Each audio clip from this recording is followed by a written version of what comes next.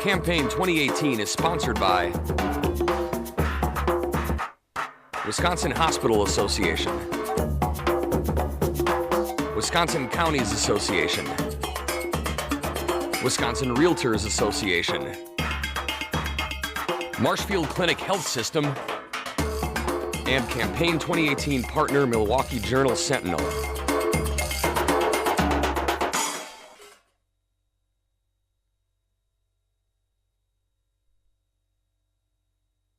WisconsinEye is at Marshfield Clinic. We're interviewing Brent Jacobson of R-Mosinee. He's a Republican running in the 86th Assembly District. Brent, welcome to WisconsinEye. Thank you. Thanks for having me. On your campaign website, you list several issues. Let's start with our roads, which you say are in rough shape. So how would you pay for the highway and bridge future of the state? Sure. One thing I've talked a lot about with folks at the doors is funding our transportation. And I've always been a strong believer, whether you're talking about roads or you're talking about just about anything, that you have to have a proper balance of debt and revenue.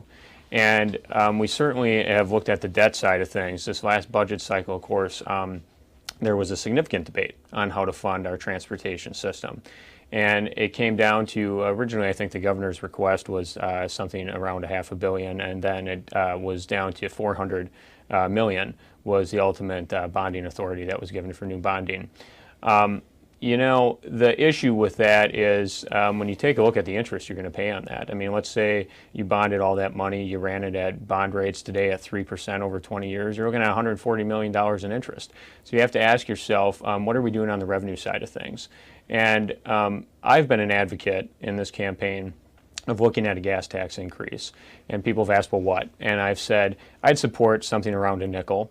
And by some reports, a nickel would generate us around $322 million over a 2-year budget cycle. Folks ask, well, geez, what does that really mean for me? I actually did a video on my Facebook page. After I drove a rough road in town, I pulled up to the pump and gassed up, and it was about 60 cents extra that I would have paid. And that's anywhere between 30 and 35 bucks a year if you fill up, say, once a week, depending on your car. Well, when you look at borrowing you have to do, you're going to pay for it anyways. We have municipalities with $25 wheel taxes now. I borrowed $4 million in the city of R-Mosinee to help with local roads. On $100,000 assessed, that is going to raise the debt service on a home by about 25 bucks.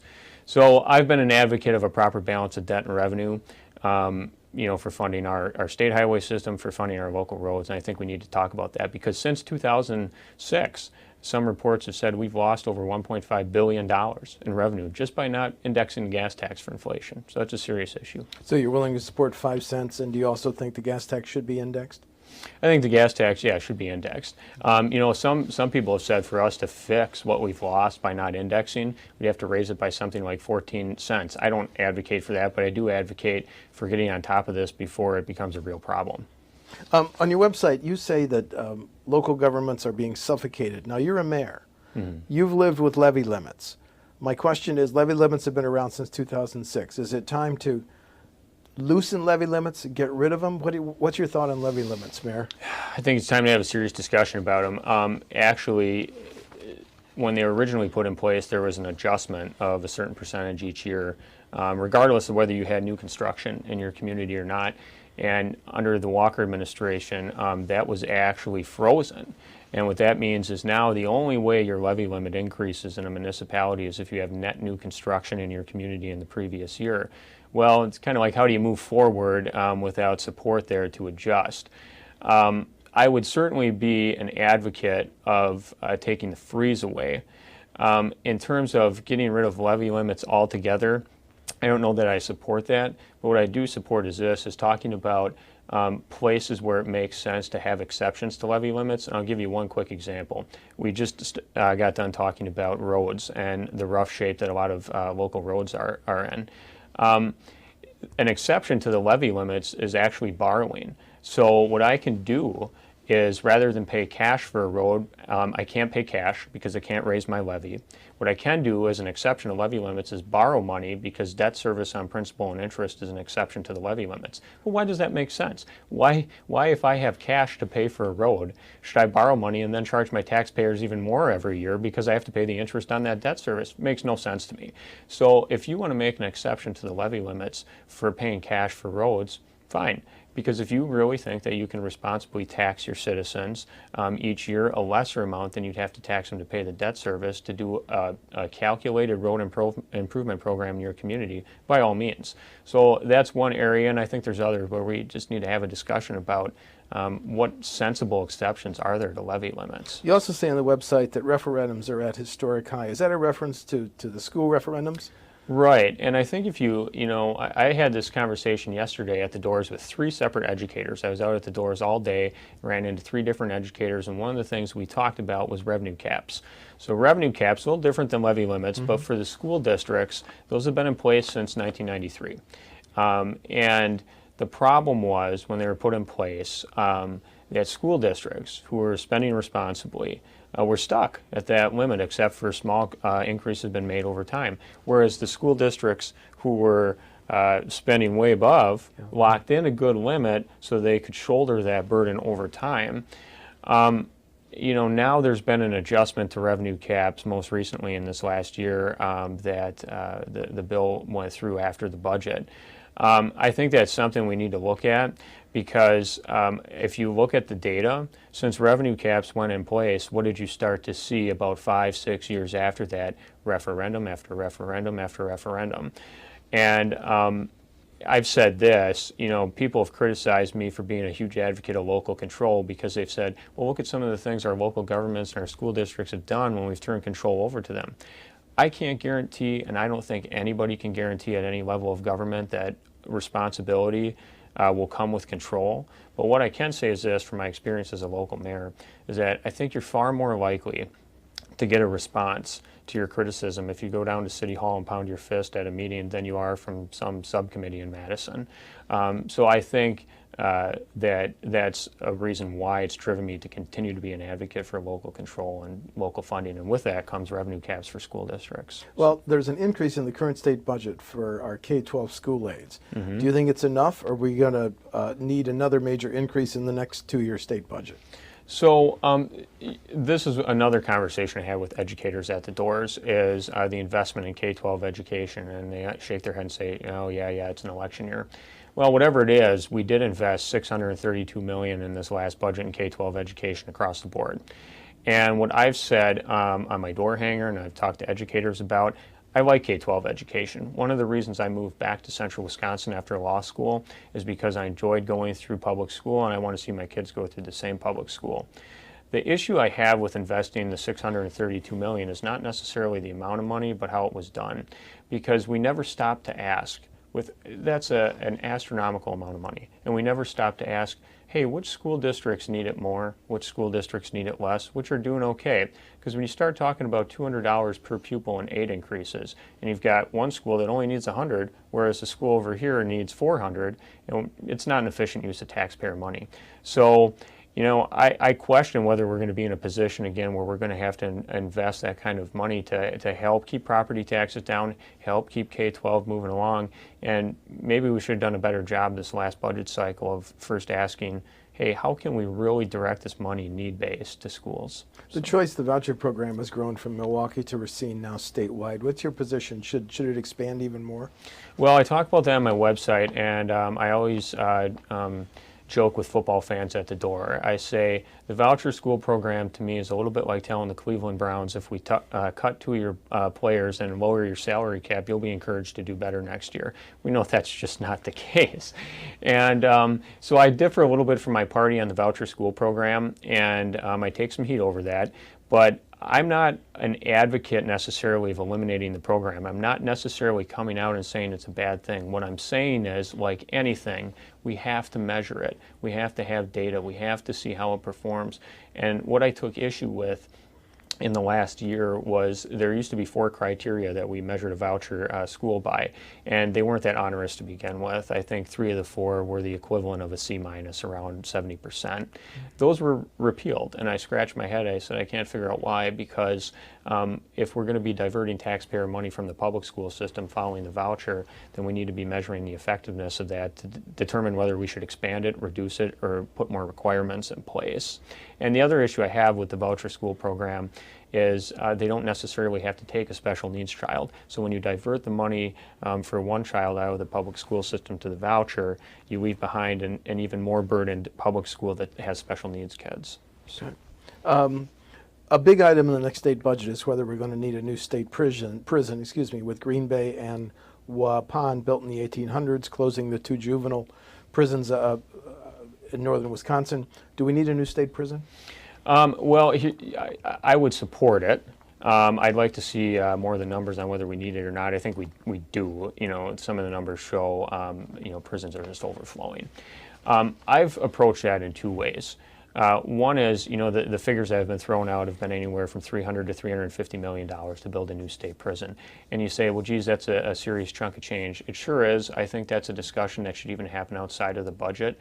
But I think the money is there. And you look at some of the decisions that have been made that propelled me even further and energized me into this race over the last 12 months. The Assembly version of the bill for the sales tax holiday that was passed was a loss of $50 million. You start looking at other things, child tax credit, $122 million. The state property tax line item that was eliminated, you pay $18 on $100,000 of assessed. It's a loss of something like, $75 million per year. So you start adding all those things up, you find $350 million pretty quick. The other piece of it is what's going on internally, so we can lighten the enrollment at the state prison. One of the things that's been talked about is the early release program. People that are over the age of 60. I think the last reports I saw is we have something like 1,200 prisoners over the age of 60. And I think we have to ask ourselves, should we be looking at early release? I think there was a story of one woman who was on oxygen dying of cancer who couldn't be released because of the crime that she'd committed. I am not a fan of releasing anybody who's been given a sentence, but when the decision is between that individual and a violent new offender in their 20s, I'll take the latter any day. So I think we need to start really talking about that, because for those 1,200 people over the age of 60, I'm not talking about releasing all of them, but it's a cost of something like $84 million a year. So, I would look at that, and I'd look at where we can find money sensibly. With mass shootings, especially school shootings, do we need to change gun laws? Well, I'll say this. I've talked with a lot of people. I get the question at the doors, where are you at on guns? I'm an advocate for the Second Amendment. I believe in the right to bear arms.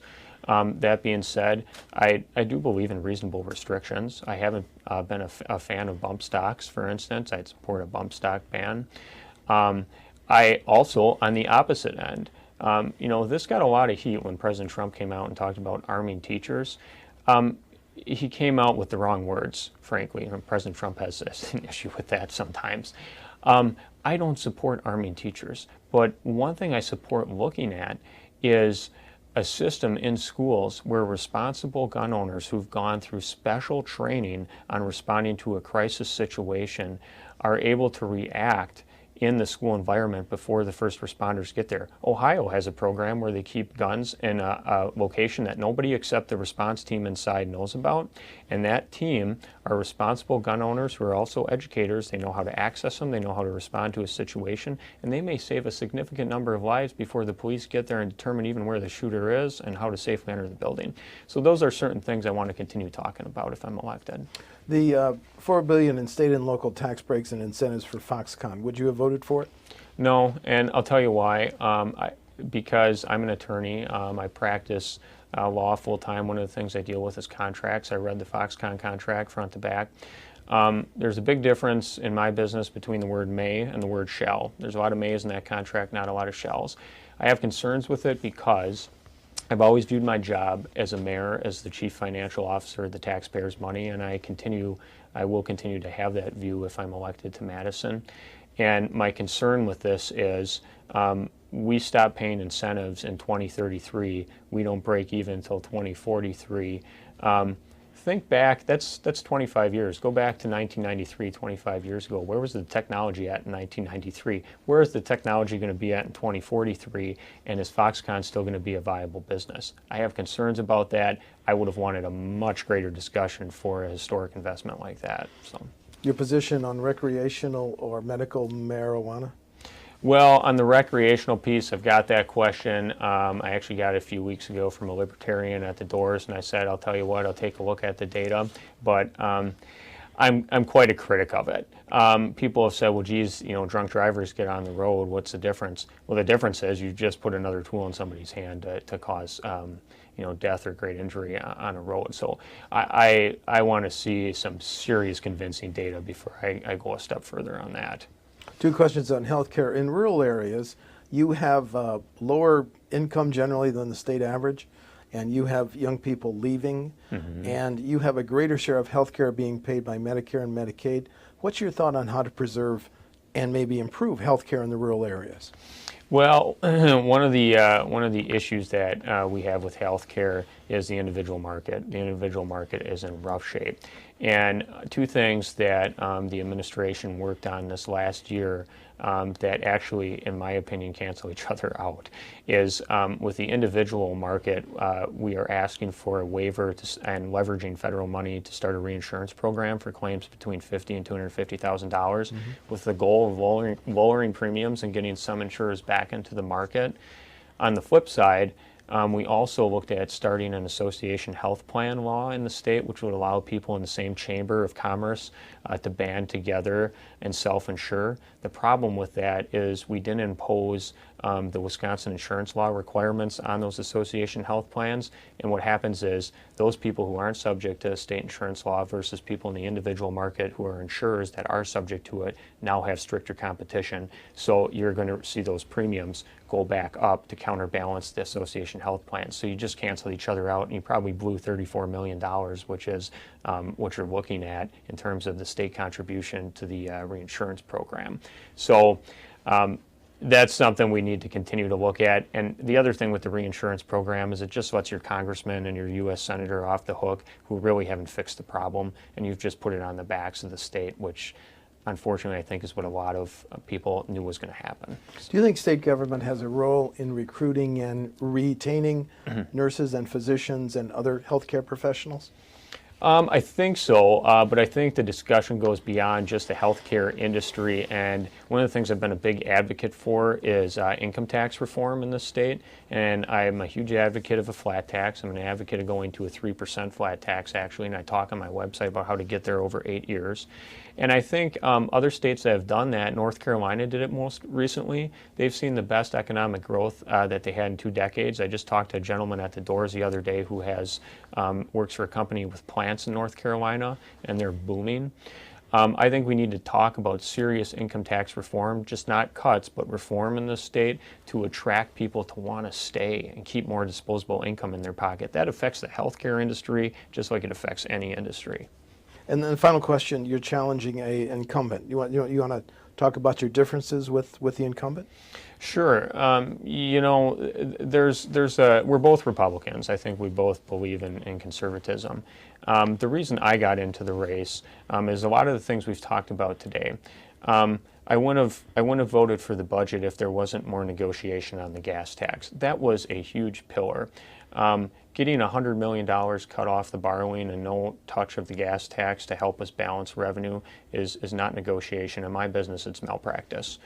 So that's one area where we differ. Another area where we differ, I wouldn't have voted for a budget that invested $630 million in K-12 without the discussion that we had about how to direct it into need-based things. Wouldn't have voted for a sales tax holiday that blows $50 million. And I also wouldn't have sponsored a Kimberly-Clark package with the paper mill that would have blown over 15 years, possibly $117 million in tax credits. My primary opponent was the only representative on that bill as an author who wasn't from the Fox Valley area, so I can't figure that one out. Those are some areas where we differ, and it's things that got me into the race and has energized me to stay in it that came up after I got into the race. Thank you. Brent Jacobson of Mosinee is a Republican candidate in the 86th Assembly District. The primary is August 14th. Brent, thank you for talking to WisconsinEye. Thanks for having me. Thank you. Campaign 2018 is sponsored by Wisconsin Hospital Association, Wisconsin Counties Association, Wisconsin Realtors Association, Marshfield Clinic Health System, and Campaign 2018 partner Milwaukee Journal Sentinel.